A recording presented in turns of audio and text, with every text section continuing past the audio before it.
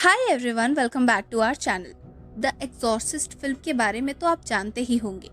ये मूवी आज तक की सबसे ज़्यादा डरावनी मूवी मानी जाती है, पर बहुत कम लोग ही जानते हैं कि ये मूवी एक असली कहानी पे बेस्ड है, जो मूवी की तरह ही काफ़ी भयानक है। The exorcist true story.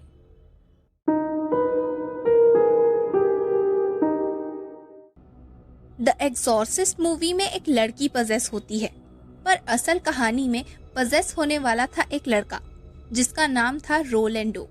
1949 में कुछ न्यूज़पेपर के आर्टिकल्स प्रिंट किए गए थे जिसमें डिमोनिक पोजेशन और एक्सॉर्सिज्म की रिपोर्ट छापी गई थी।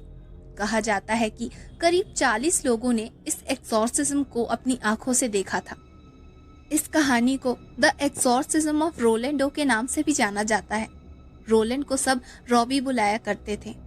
रॉबी का जन्म एक जर्मन फैमिली में हुआ था।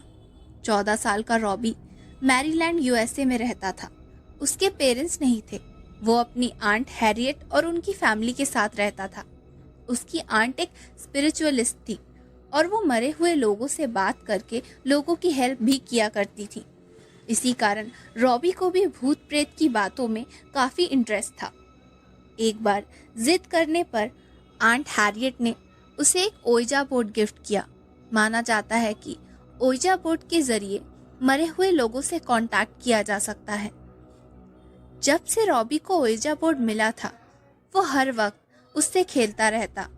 वो आत्माओं से बातें करने की कोशिश करता रहता। धीरे धीरे उसके बर्ताव में बदलाव आने लगा।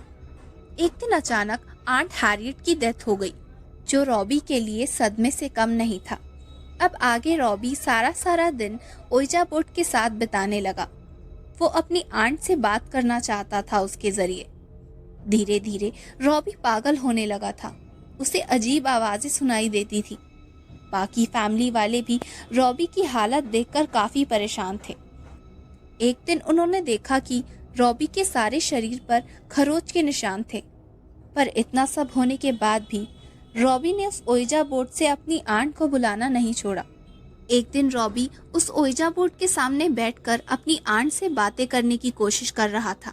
तभी घर की खिड़की दरवाजे बजने लगे, सामान इधर उधर गिरने लगा और तब से अजीब अजीब सी घटनाएं उसके घर में होने लगी थी। साथ ही रॉबी की हालत भी बिगड़ती जा रही थी। उसे अपने आसपास साए दिखते, उसका सर घूमने लगता। रॉबी काफी वॉयलेंट हो गया था।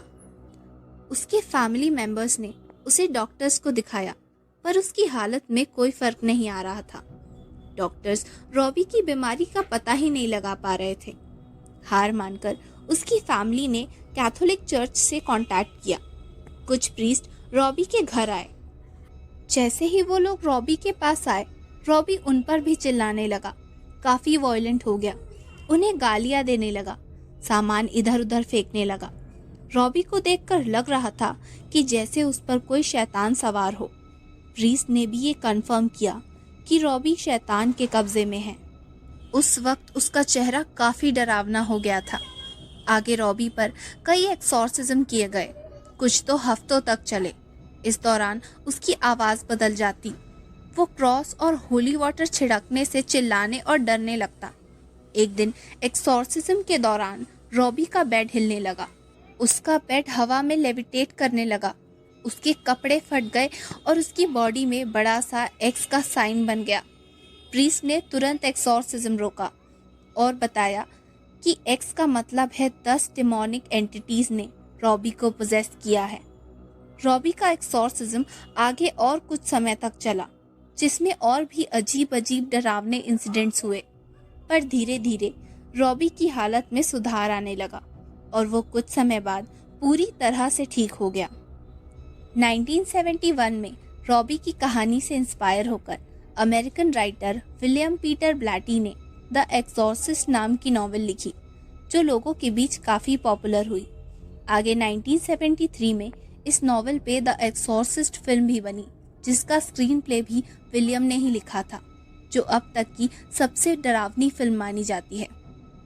इस फिल्म के शूट के दौरान भी काफ़ी सारे क्रीपी इंसिडेंट्स कास्ट और क्रू मेंबर्स के साथ हुए थे, जैसे चोट लगना, सेट का काफ़ी ठंडा होना क्रीपी फेस का कैमरा फ्रेम में दिखना और भी बहुत कुछ।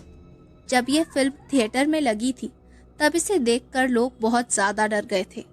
कई तो बेहोश हो गए थे और कईयों ने तो फिल्म आधी छोड़ दी। क्या आप इस कहानी के बारे में पहले जानते थे? अपने व्यूज़ हमें कमेंट सेक्शन में बताएं।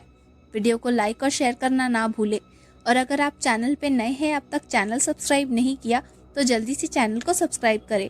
मिलते हैं ऐसी ही ट्रू हॉरर और मिस्टीरियस स्टोरीज के साथ। Thanks for watching. Signing off.